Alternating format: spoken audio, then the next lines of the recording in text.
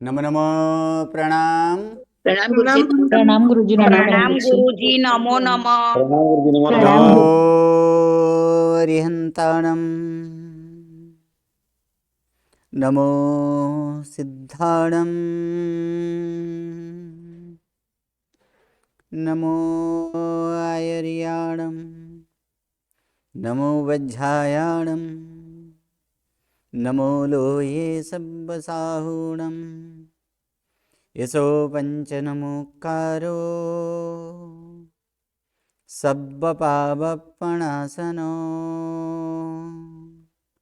मङ्गलानं च सव्वेसिं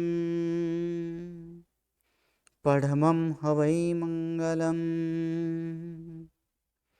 अज्ञानतिमिरन्धानां ज्ञानाञ्जनशलाकया नेत्रम् उन्मीलितं येन तस्मै श्रीगुरवे नमः। परम पूज्य पूज्यपाद कलिकाल सर्वज्ञ हेमचंद्र सुरेश्वर जी महाराजा द्वारा विरचित सिद्ध हेम शब्दानुशासन नामक व्याकरण ग्रंथ और इसी व्याकरण ग्रंथ से उद्धरित पंडित वर्य शिवलाल जी द्वारा रचित हेम संस्कृत प्रवेशिका प्रथमा, मध्यमा और उत्तमा ऐसे 3 विभागों से विभाजित हेम संस्कृत प्रवेशिका और इसी हेम संस्कृत प्रवेशिका प्रथमा के तृतीय प्रकरण और इस तृतीय प्रकरण में हम प्रथम प्रयोग देखें। प्रयोग के बाद हस्तन भूतकाल के रूप, वर्तमान काल के रूप तो पहले ही देख चुके थे। उसके बाद हस्तन भूतकाल भी देखें। उसके बाद क्रुदंत वाला शब्द अर्थात वहां पर क्रुदंत भी देखें। अब फिर से एक बार नाम पद में प्रवेश करेंगे। नाम पद अर्थात शब्द 4 प्रकार के शब्द हैं। उन 4 प्रकार के शब्दों में एक क्रियावाचक शब्द को धातु कहा गया है। बाकी रहे हुए जो तीन प्रकार के जो शब्द है, जातिवाचक, गुणवाचक और द्रव्यवाचक, इन 3 को नाम कहा गया है। तो जैसे क्रियापद होता है उसी प्रकार नाम पद होता है। अर्थात क्रिया को सूचित करने वाला पद वो क्रियापद है। उसी प्रकार नाम को सूचित करने वाला पद नाम, अर्थात ये नाम 7 विभक्ति में कोई भी विभक्ति में हो सकता है। चाहे वो कर्ता है, कर्म है, करण है, संप्रदान है, क्या है, उसे दर्शाने वाला जो पद है उसे नाम पद कहा जाता है। जिस प्रकार क्रियापद बनाने के लिए प्रत्यय लगाया जाता था, जब तक धातु के साथ प्रत्यय नहीं लगाए जाए तब तक वो धातु, तब तक वो क्रिया क्रियापद स्वरूप में परिवर्तन नहीं होता था, या तो वो क्रियापद नहीं बनता था। उसी प्रकार नाम को भी जब तक प्रत्यय न लगाया जाए तब तक वो भी नामपद नहीं बनेगा। और ऐसे नामपद पहले भी हम लोग सीख चुके हैं और उसमें देखे थे कि स्वरांत नाम देखे थे। स्वरांत नाम अर्थात ये स्वर जिसके अंत में हो उसे क्या कहा जाता है? स्वरांत। अगर किसी नाम के अंत में अगर व्यंजन हो तो उस नाम को कैसा कहा, उसे क्या कहा जाएगा? व्यंजनांत। क्योंकि स्वर अंत में हो तो स्वरांत, जिसके अंत में स्वर हो वो स्वरांत। और स्वरांत में अब तक सिर्फ 2 स्वर का ही देखे, सिर्फ 2 स्वर के अंत वाला देखे। कौन से? तो स्वर का प्रारंभ अ से होता है, स्वर का प्रारंभ अ से है। अतः सर्वप्रथम हम लोग अकारांत नाम देखें और उसके बाद आकारांत नाम देखें। ये 2 नाम पहले हम यहां पर सीख चुके हैं, अकारांत और आकारांत। तो अकारांत नामों के लिए प्रत्यय अलग था, आकारांत नामों के लिए प्रत्यय अलग था। आकारांत नामों में भी पुल्लिंग नामों के लिए अलग प्रत्यय, नपुंसक लिंग नामों के लिए अलग प्रत्यय। आकारांत स्त्रीलिंग है अतः उसके लिए भी अलग प्रकार के प्रत्यय। उसी प्रकार यहां पर अब देखेंगे कि व्यंजनांत नाम, स्वरांत नाम और भी है, जैसे ह्रस्व इकारांत, ह्रस्व उकारांत, दीर्घ इकारांत, दीर्घ उकारांत, फिर फिर उसी प्रकार ह्रस्व उकारांत, दीर्घ उकारांत, ऋकारांत, एकारांत इत्यादि जो है वो भी आगे जैसे जैसे हम आगे यहाँ पर बढ़ेंगे वैसे वैसे उसका भी अभ्यास करते जाएंगे। अभी इस प्रस्तुत प्रकरण में अब व्यंजनांत आया है, अर्थात जिसके अंत में व्यंजन हो ऐसे नाम। क्या ऐसे कोई नाम है जिसके अंत में व्यंजन हो? तो हाँ, ऐसे बहुत सारे नाम है। जैसे कि शरत, तो शरत शब्द उसके अंत में किसका उच्चारण हुआ? तो या द शरत बोला जाए या तो शरद बोला है। शरत तो कैसे हैं वो? तो वो तो कैसे हैं? आधा है, अर्थात वो हलंत वाला है। उसी प्रकार वियत, कौन सा शब्द? वियत। तो वियत शब्द भी क्या है? अंत में आधा तो है। आप सुने होंगे कि गाना भृत, गाना भृत, तो उसमें भी क्या है? आधा तो है। अर्थात ये सारे कैसे हैं? ये सारे व्यंजन वाला नाम है। वाच, वाच अगर यहां पर बोला जाए तो अंत में क्या आया? च आया। च, तो ये च भी क्या है? वहां पर व्यंजन है। उसी प्रकार वणिज, तो वणिज जो शब्द है उसके अंत में भी क्या आया? ज आया। वो भी क्या है? व्यंजनांत है। व्यंजनांत है। अप्सरस, कौन सा शब्द? अप्सरस, तो अप्सरस तो अंत में क्या शब्द आया? स आया है। तो स, ये स भी क्या है? व्यंजन है। उसी प्रकार चंद्रमस, तो चंद्रमस शब्द जो है तो चंद्रमस शब्द के अंत में क्या आया? स आया है। राजन, तो राजन अंत में क्या आया? न आया। जब यहां पर व्यंजन होगा तो उसका उच्चारण भी हम कैसे करेंगे? व्यंजन की तरह ही करेंगे। अगर स्वरांत हो, जैसे बालों को बाल नहीं बोलते, हम ऐसे सामान्य बोलचाल में बोल देते हैं बाल, लेकिन बाल है नहीं है, क्योंकि उसके अंत में क्या है? अ है। तो अ का उच्चारण वहां पर करना आवश्यक है। क्या बोलना है? बाल। महेश नहीं, लेकिन क्या बोलना है? महेश। वीर नहीं, वीर बोलेंगे तो र क्या होगा? आधा होगा। और वहां पर क्या है? वीर। तो उसी प्रकार जो सरांत है उसका उच्चारण हम सरांत की तरह बोले हैं वहां पर। गृह, वन, पद्म, कमल, तो अंत में क्या है? इन सब के अंत में अ है, तो वहां पर अ का उच्चारण करना आवश्यक है। और जहां अ नहीं है तो वहां व्यंजन के स्वरूप में हम लोग बोलेंगे। जगत कैसे हैं? इसके अंत में अ नहीं है। मरुत, इसके अंत में अ नहीं है। वियत, तो इसके अंत में भी अ नहीं है। तो ये सारे उच्चारण कैसे हैं? ये सारे उच्चारण व्यंजन के अनुसार। तो ऐसे व्यंजनांत नाम जो है, अब व्यंजनांत नाम का नाम पद में फिर से एक बार देखेंगे। और नाम पद में अब है कौन सा? तो यहां पर देखेंगे कि व्यंजनांत नाम, और व्यंजनांत नाम के लिए प्रत्यय की जरूरत तो होता है। यहां पर सिर्फ दो ही नियम है, इस दो नियम को याद रखना जरूरी है। कौन सा दो नियम?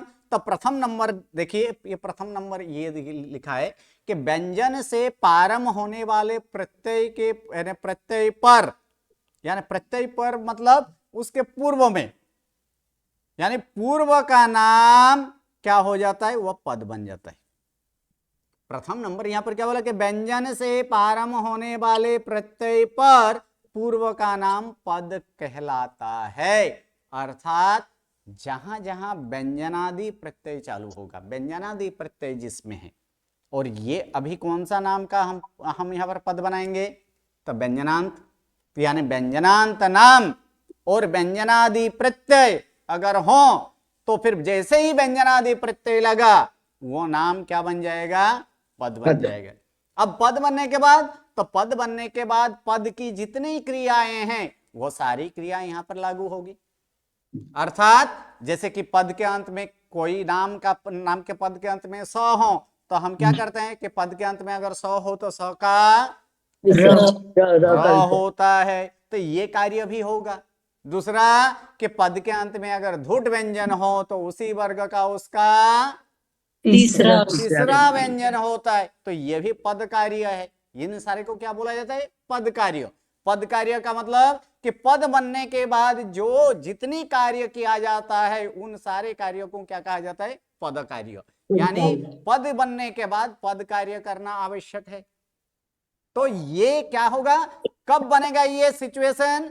जब व्यंजनादि प्रत्यय होगा। जैसे कि उदाहरण के स्वरूप में अभी कौन कौन से प्रत्यय है वो हम लोग देखे नहीं है, या तो हम लोग अभी जानते नहीं है, लेकिन इतना जानते हैं कि के ऐसे सप्तमी बहुवचन अथवा तो अधिकरण बहुवचन का प्रत्यय क्या है? सु प्रत्यय। तो सु प्रत्यय किससे प्रारंभ है? व्यंजन से। व्यंजन स, यानी स से, यानी स क्या हुआ? व्यंजन हुआ। ऐसे सु प्रत्यय जैसे लगेगा, पूर्व का नाम जो है व्यंजनांत नाम, वो क्या बन जाएगा? पद बन जाएगा। उसी प्रकार भ्याम प्रत्यय एक है। भ्याम प्रत्यय जो है वो भ्याम प्रत्यय कहाँ आता है? तो तृतीया, चतुर्थी, पंचमी, अर्थात कारण, संप्रदान, अपादान, द्विवचन में। ये तीनों तीन का द्विवचन में भ्याम प्रत्यय आता है। तो भ्याम प्रत्यय का प्रारंभ किससे है? व्यंजन, यानी भ से। तो भ क्या है? व्यंजन है। तब व्यंजन, जब ये प्रत्यय व्यंजनादि प्रत्यय हो और पूर्व में व्यंजनांत नाम हो, तो पूर्व का जो व्यंजनांत नाम है वो क्या बन जाएगा? पद बन जाएगा। और पद बनने के बाद जो पद कार्य है उस पद कार्यों का करना है। यानी प्रथम नियम में ये बोला गया है कि व्यंजन से प्रारंभ होने वाले प्रत्यय पर, अर्थात ये प्रत्यय के पहले जो पूर्व का नाम है वो क्या कहलाता है? पद कहलाता है। ये नियम किसके लिए? मात्र और मात्र व्यंजनांत नाम के लिए। किसके लिए? ये नियम फिर स्वरांत वाला में नहीं लागू करना है। स्वरांत वाला में वो नहीं है। वो ये नियम कहाँ लागू होगा? व्यंजनांत नाम के लिए। ये प्रथम एक नियम। गुरुजी उदाहरण दो ना गुरुजी उसके तो बारे में। सबके सब उदाहरण आएगा, एक एक करके सब उदाहरण। सिर्फ अभी नियम को एक बार देखो।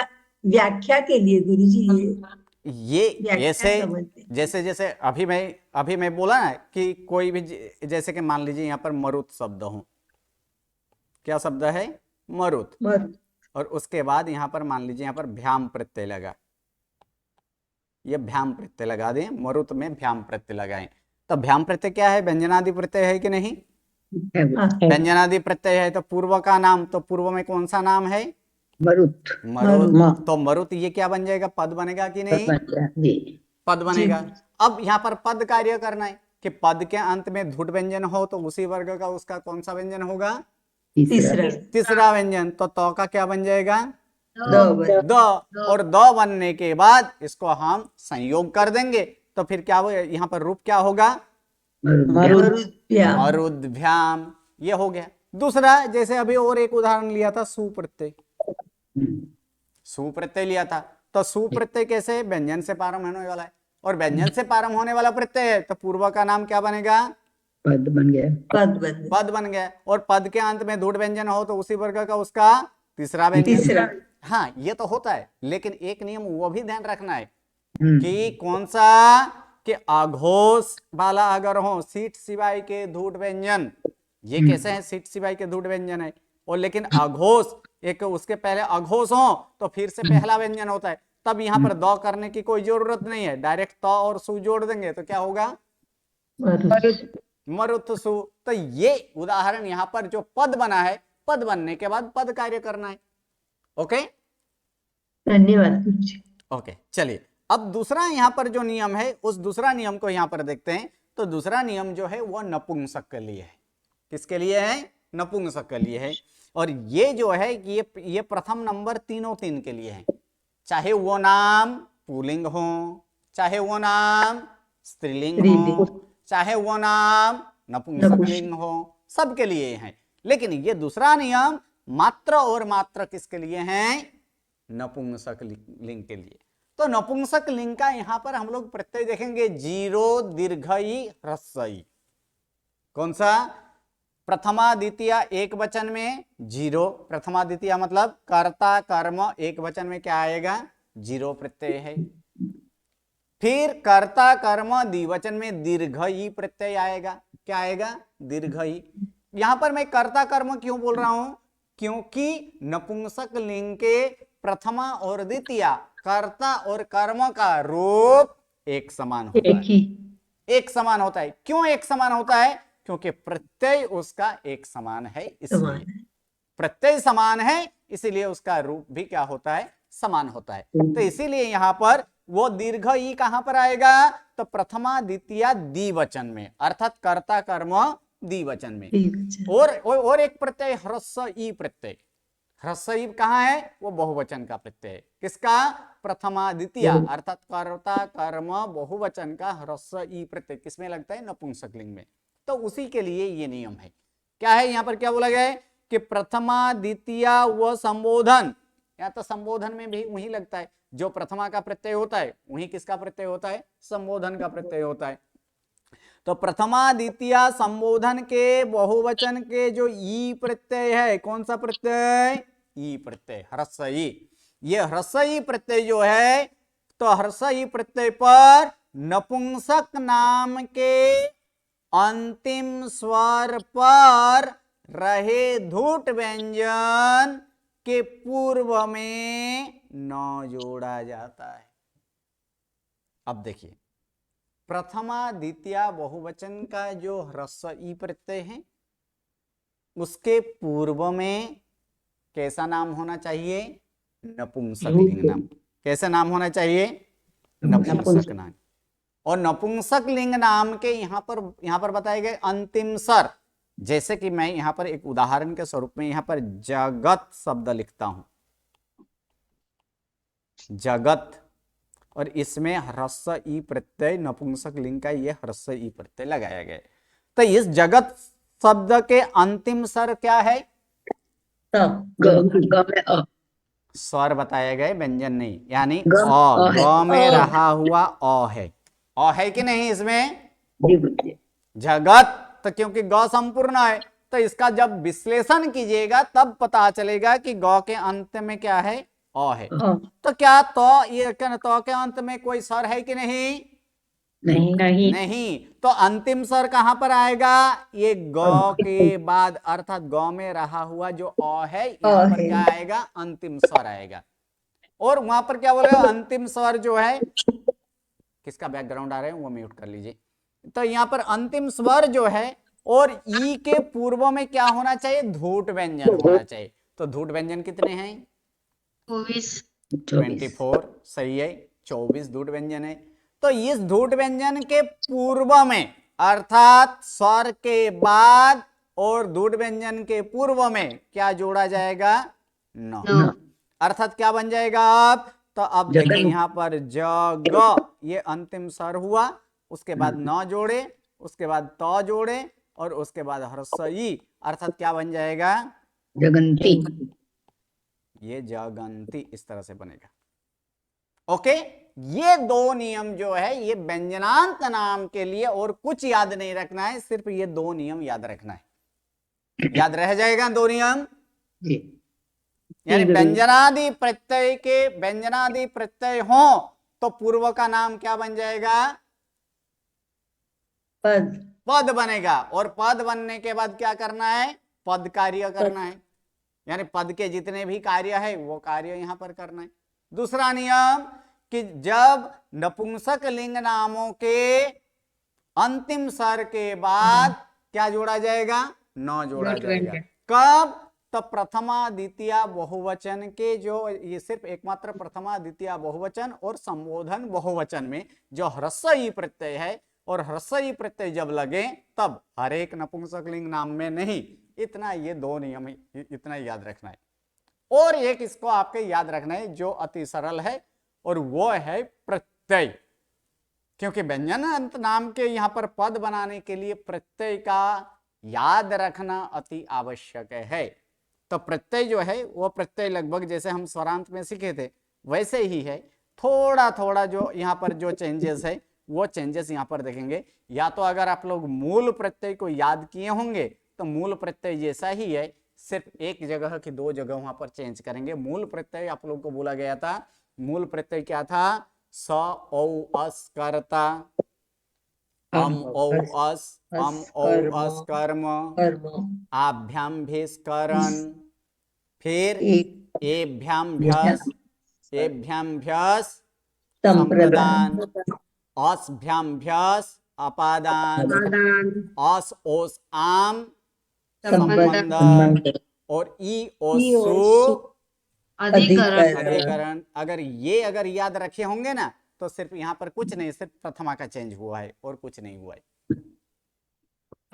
देखिए स और अस के जगह यहाँ पर क्या है, प्रथमा एक वचन में जीरो, जीरो जीरो हुआ। ओवस दूसरा में देख लीजिए अम ओवस, वहां भी मूल प्रत्यय में भी था, यहाँ भी अम ओवस है। तृतीया में देख लीजिए आभ्याम भीस, तो यहाँ भी आभ्याम भीस है। चतुर्थी में देख लीजिए एभ्याम्भ्यस, यहाँ भी एभ्याम्भ्यस है। पंचमी में देख लीजिए, यहाँ पर देख लीजिए अस्भ्याम्भ्यस, तो अस्भ्याम्भ्यस है। षष्ठी में देखिए अस ओस आम, तो यहाँ भी है अस ओस आम। सप्तमी में ई ओसु, तो यहाँ भी ई ओसु, और प्रथमा की तरह ही संबोधन होता है। यानी मूल प्रत्यय अगर हम पहले याद कर चुके हैं तो उसी को यहाँ पर क्या करना है, पुनरावर्तन करना है और कुछ नहीं, उसी को याद रखना है। सिर्फ एक जगह पे कि 100 के जगह यहाँ पर क्या होता है, जीरो आदेश होता है। कहां, कर्ता एक वचन में, और कहीं नहीं। देखिए अगर ये प्रत्यय को याद करना अति आवश्यक है, तभी हम व्यंजनांत नाम के नामपद बना पाएंगे। अगर प्रत्यय याद न रहे तो फिर व्यंजनांत नामपद बनाने के लिए बहुत कष्ट लगेगा, बहुत दुखदाई, ये बहुत ऐसे दुख लगेगा कि हाँ क्या मैं कर सकता हूं, क्या नहीं कर सकता हूं। अगर प्रत्यय हो तो आराम से कर सकते हैं। यानी प्रत्यय याद करने के बाद क्या करना है, तो देखिए सरल रेत, हम संधि का नियम जानते हैं ना। जैसे 12 खड़ी कैसे बनाते हैं वो तो सभी को याद है कि नहीं। क के साथ अ जोड़ा जाए तो क के साथ आ जोड़ा जाए तो क के साथ ई जोड़ा जाए तो की, उसी प्रकार क के साथ ए जोड़ा जाए तो के। तो यानी क्या है, तो उसी प्रकार यहाँ पर जितने भी स्वरादि प्रत्यय होगा उसको सिर्फ संधि करनी है और कुछ नहीं। यानी अगर प्रत्यय याद होगा तो स्वरादि प्रत्यय में क्या लगेगा, सिर्फ जोड़ना है। और व्यंजनादि प्रत्यय में क्या करना है, तो व्यंजनादि प्रत्यय का एक नियम, जो पहला नियम जो हम लोग देखे थे, उस नियम के अनुसार ही हमें आगे जो कुछ करना है। तो देखिए ज्यादातर प्रत्यय यहाँ पर स्वरादि है। कितने प्रत्यय स्वरादि है तो देख लीजिए। तो यहाँ पर देखिए 2, 4, 5, 6, 7, 8, 9, 3, 12, ये इसको छोड़ दीजिए। 9, 2, 11, 12, 1, 13।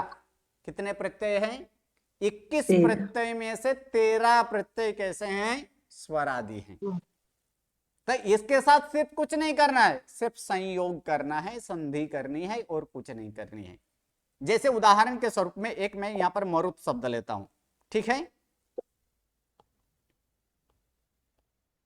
ये मरुत शब्द हुआ, इसमें मान लीजिए अस प्रत्यय लगाएं।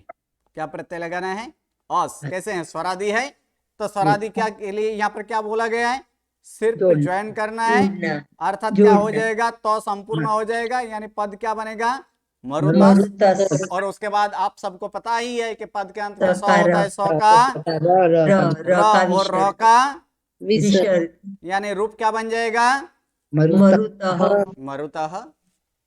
सरल है कि नहीं। उसी प्रकार मान लीजिए यहाँ पर अस के बदले अब यहाँ पर आ प्रत्यय लगाते हैं। क्या लगाते हैं, आ, यानी जोड़ देंगे तो क्या बनेगा, मरुता। सरल है कि नहीं, है ना सरल। कब सरल होगा, अगर प्रत्यय याद रखें तो। ए प्रत्यय जोड़ेंगे तो मरुते, सही है। उसी प्रकार ई प्रत्यय जोड़ा जाए तो मरुति। देखिए कितना सरल है संस्कृत, है कि नहीं। सरल बात है, हमको डबल रखने की जरूरत नहीं है। पुल्लिंग और स्त्रीलिंग प्रत्यय एक। हाँ जी बोलिए। फिर स्वर ही हो गए ना, स्वर ये ई वगैरह प्रत्यय लगाते हैं तो फिर वो स्वर वाले ही शब्द हो गए ना, तो फिर व्यंजनांत कैसे हुआ? क्योंकि उसका शब्द मूल शब्द देखना है, ओरिजिनल अब पद देखना है, वो तो प्रत्यय लगने के बाद वो तो स्वर बन सकता है, उसका मूल शब्द क्या है वो देखना है। तो मूल शब्द क्या है, व्यंजनार्थ है कि नहीं। मरुत कैसे हैं, व्यंजनांत है। हाँ वो व्यंजनार्थ है। मूल बाद शब्द में देखना है क्या है, उसके बाद तो किसी के रूप में भी परिवर्तन होता है। परिवर्तन किसका नहीं होता है, अगर जिसमें परिवर्तन नहीं होता है उसे क्या कहा जाता है, अव्यय। अव्यय कहा जाता है। ये तो अव्यय तो है ही नहीं। जी जी गुरु जी। अब देख लीजिए, तो फिर क्या बोला मैंने कि प्रत्यय को याद रखना आवश्यक है। अगर प्रत्यय याद है तो फिर हम आराम से इसका रूप बना सकते हैं। तो कौन कौन सा प्रत्यय है, कर्ता एक वचन है, जीरो ओ, जीरो ओ सही है। कर्ता ऐसे कर्म, कर्म में क्या है, हम आम ओ अस। अस करण में क्या है, आभ्याम भीष है। संप्रदान में क्या है, एभ्याम भ्यास है। अपादान में क्या है, अस्भ्याम भ्यास है। संबंधक में क्या है, अस ओस आम है। और अधिकरण में क्या है, ई ओ सु है। इतना याद रख पाएंगे कि नहीं, करना पड़ेगा। हाँ क्योंकि मोबाइल करना नंबर तो पड़ेगा। फटाफट याद रह जाता है, नहीं 9424। रहता, हाँ ऐसे ऐसे मोबाइल नंबर तो एक नहीं, घर के सारे मेंबर का मोबाइल नंबर तो हमें याद रह जाता है। नहीं रहता गुरुजी, नहीं रहता। आदत से मजबूर। हाँ आदत हाँ वो पड़ता है। सही है, हाँ यही बात मुझे सुनना था, आदत यही एक मुख्य बात है, इसमें भी आदत डालना पड़ेगा। यहाँ आदत है तो यहाँ भी आदत डालिए। प्रैक्टिस करना पड़ेगा। हाँ प्रैक्टिस कीजिए बारंबार, उसका घूट उसका उसको घूटिए तो आराम से आ जाएगा। क्योंकि कोई भी वस्तु दुष्कर नहीं है अगर प्रयत्न करें जी तो। गुरुजी, आप पढ़ाते हो तब तो इतना इजी लगता है, फिर जब वाक्य बनाने बैठते हैं तो बहुत कुछ कंफ्यूजन लगता है। वो तो होता है, हाँ ये होना भी चाहिए, ये गुण है, ये होना भी चाहिए, लेकिन प्रयत्न नहीं छोड़ना है। अगर जी गुरुजी। प्रयत्न छोड़ देंगे तो कुछ नहीं होगा। करत करत अभ्यास के जड़ ऐसे, मति होत सिद्धि। हाँ ऐसे प्रयत्न नहीं, अगर प्रयत्न करते हैं तो एक चींटी भी एक प्रदेश से दूसरे प्रदेश तक पहुंच जाती पहुंच है। जाती है। लेकिन एक बड़े से बड़े गरुड़ या तो फिर क्या बोलते हैं उल्लू, ये उल्लू एक पैर भी नहीं चल पाती। क्यों, क्योंकि उसमें प्रयत्न का अभाव है, जबकि चींटी में प्रयत्न का सद्भाव है। वहां पर क्या गिर है, गिर के उसका वापस चढ़ प्रयत्न जाती है। है, यानी प्रयत्न करना चाहिए। प्रयत्न से ही सब कुछ शक्य है। कोई भी बड़ा काम क्यों ना हो, अगर प्रयत्न करेंगे तो जरूर कर पाएंगे। लेकिन प्रयत्न से ही अगर पीछे मुड़ जाएं तो फिर कुछ नहीं होगा। तो जैसे यहां पर बोला गया है कि प्रत्यय को याद रखना है। अब देख लीजिए, कोई भी व्यंजनांत नाम ले लीजिए पुल्लिंग और स्त्रीलिंग के लिए, क्योंकि ये प्रत्यय किसका है, पुल्लिंग और स्त्रीलिंग नाम का है। तो पुल्लिंग और स्त्रीलिंग नाम का ये प्रत्यय है, तो इसमें कोई भी उठाकर कोई भी शब्द ले लीजिए, उसका आराम से यहाँ पर रूप बन जाएगा।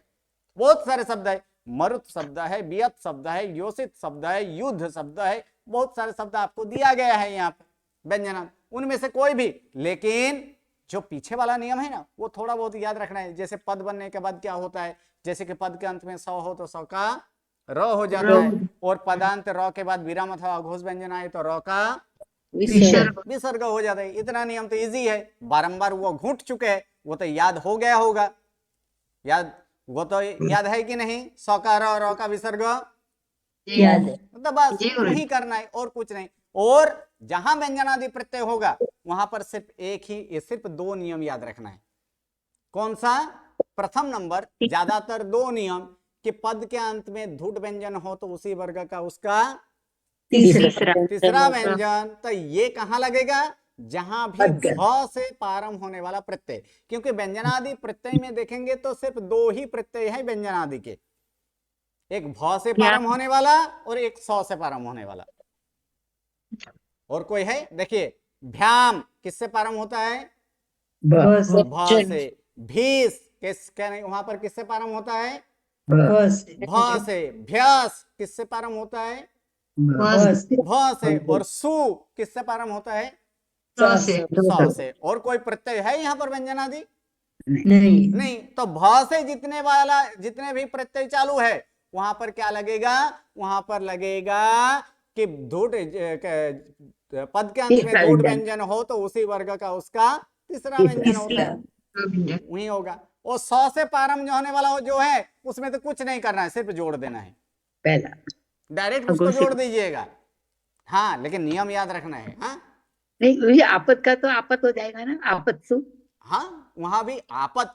हाँ, वही मैं बोल रहा हूं कि वहां पर सिर्फ जोड़ना है। कहाँ? अगर तो वाला हो तो पहला अक्षर वाला हो तो, अगर दूसरा चौथा की कोई अलग अक्षर हो तो धूट व्यंजन का पहला अक्षर कर देना है और कुछ नहीं करना है।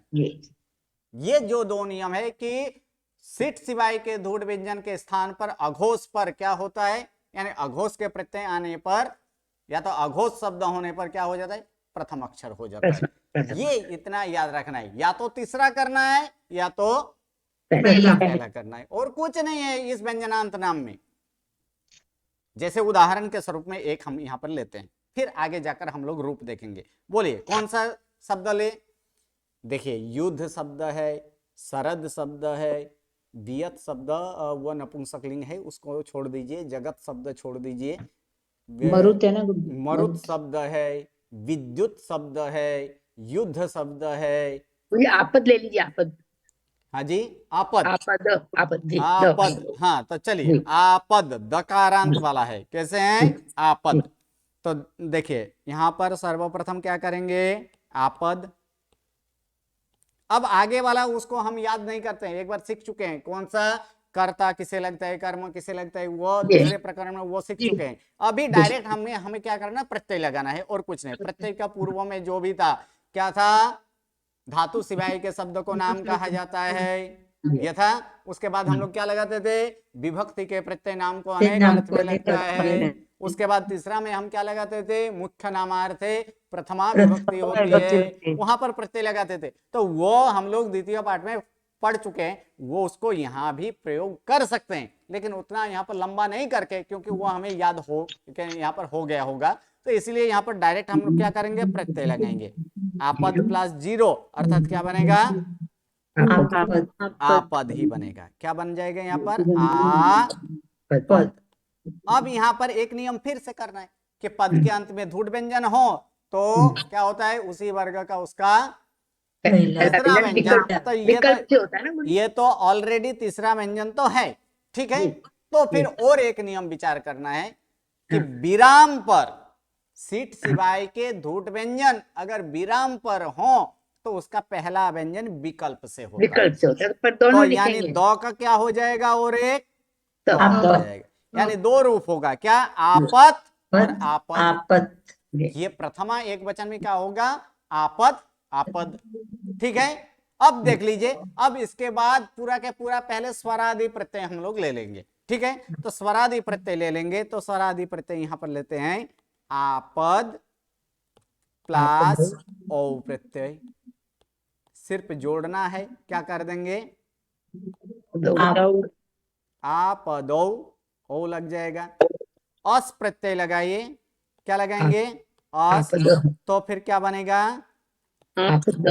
आपदस। एक एक यहां पर साथ में बनाते जाइए पूरा का पूरा। क्या बनेगा? आपदस, सौ का र और र का विसर्ग, अर्थात क्या होगा?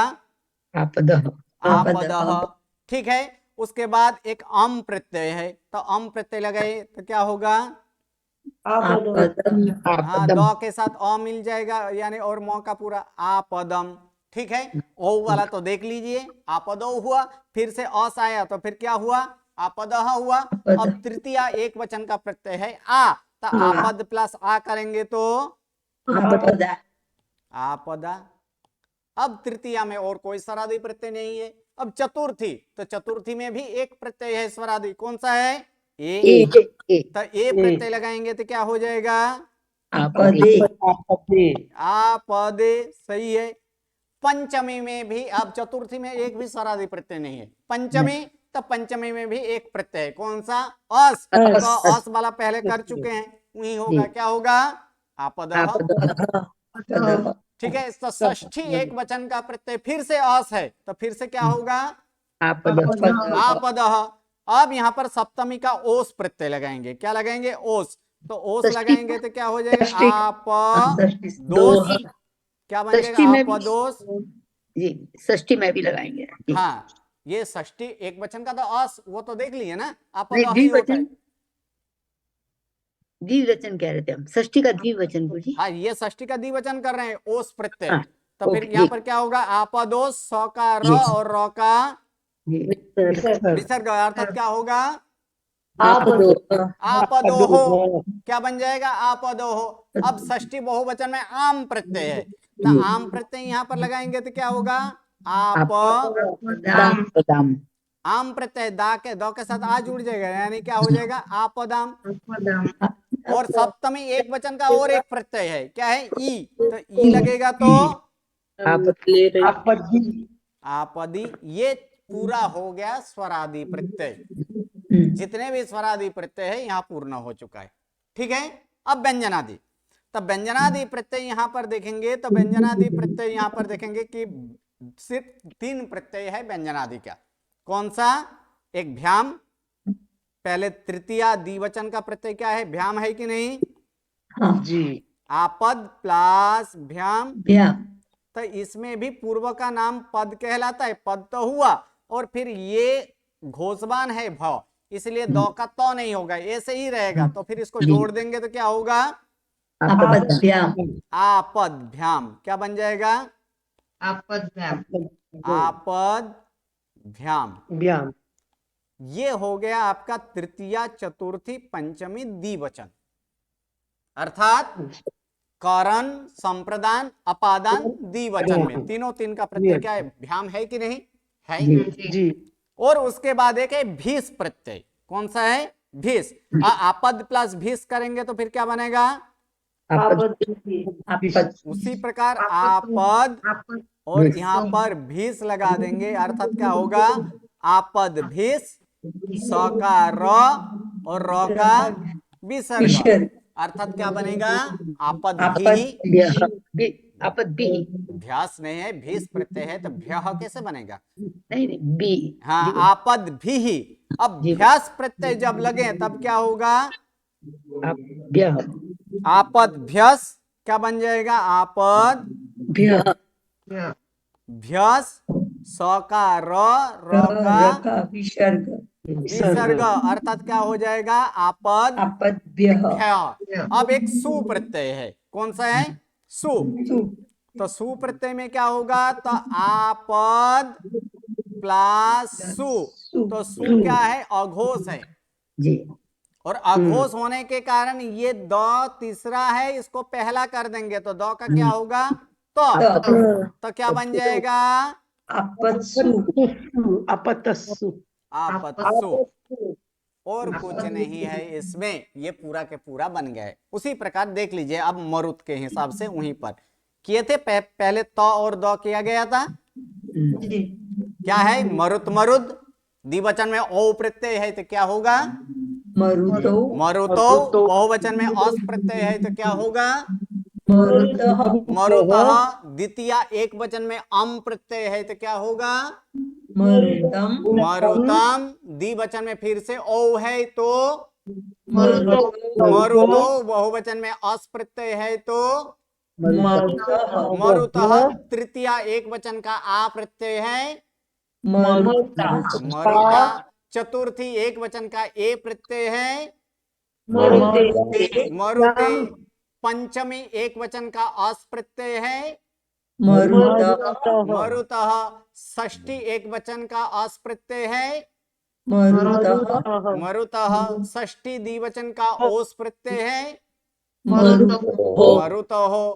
षष्ठी बहुवचन का आम प्रत्यय है मरुताम। सप्तमी एक वचन का ई प्रत्यय है मरुति। सप्तमी द्विवचन का ओस प्रत्यय है मरुतो मरुतः, स्वरादि प्रत्यय पूरा। अब व्यंजनादि प्रत्यय में आते हैं। तृतीया द्विवचन का भ्याम प्रत्यय है मरुत्भ्याम तो का द, और द होने के बाद भ्याम जोड़ दीजिए, अर्थात क्या होगा मरुत्भ्याम मरुद्भ्याम।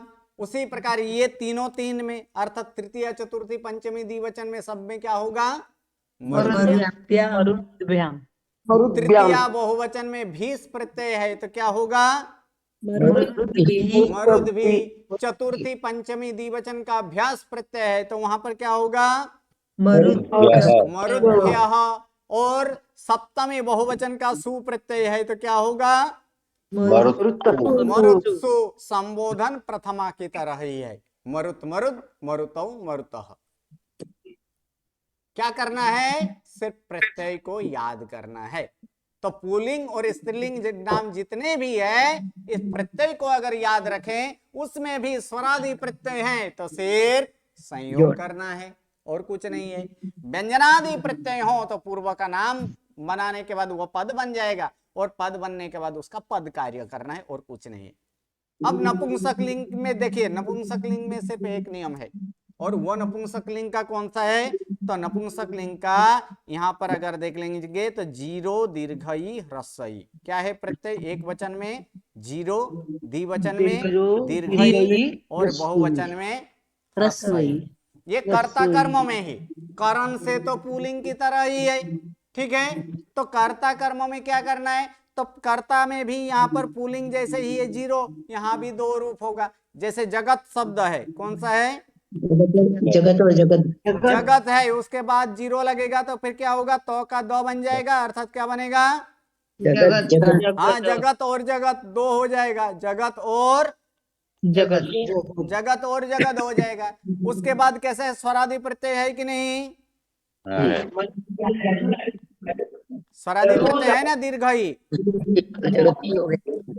कौन आवाज कर रहे हैं, किसका बैकग्राउंड आ रहा है, वो म्यूट कर दीजिए जिसका बैकग्राउंड आ रहा है। A99 बहुत बैकग्राउंड आ रहे हैं, आप म्यूट कर दीजिए।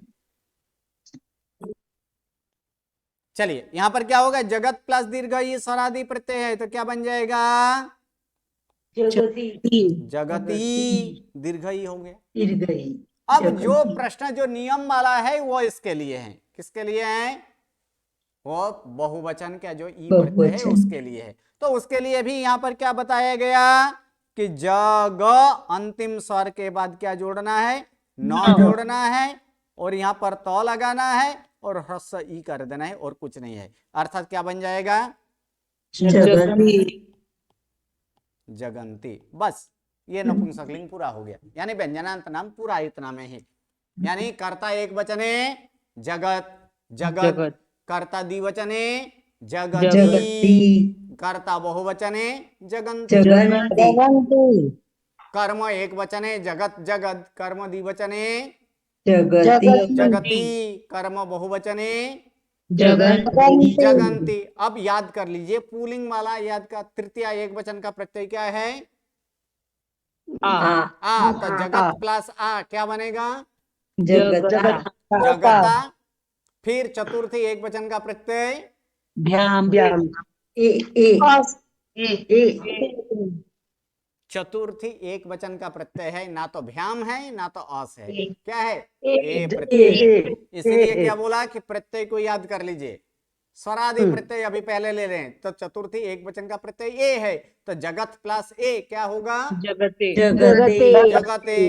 पंचमी षष्ठी एक वचन का प्रत्यय अस है तो वहां पर क्या होगा, जगतः, क्योंकि जगत सकार र का विसर्ग, अर्थात क्या हो जाएगा, जगतः। षष्ठी सप्तमी द्विवचन का ओस है तो वहां पर क्या होगा, जगतो हो, जैसे मरुतो हो उसी प्रकार यहाँ पर क्या होगा, जगतो हो।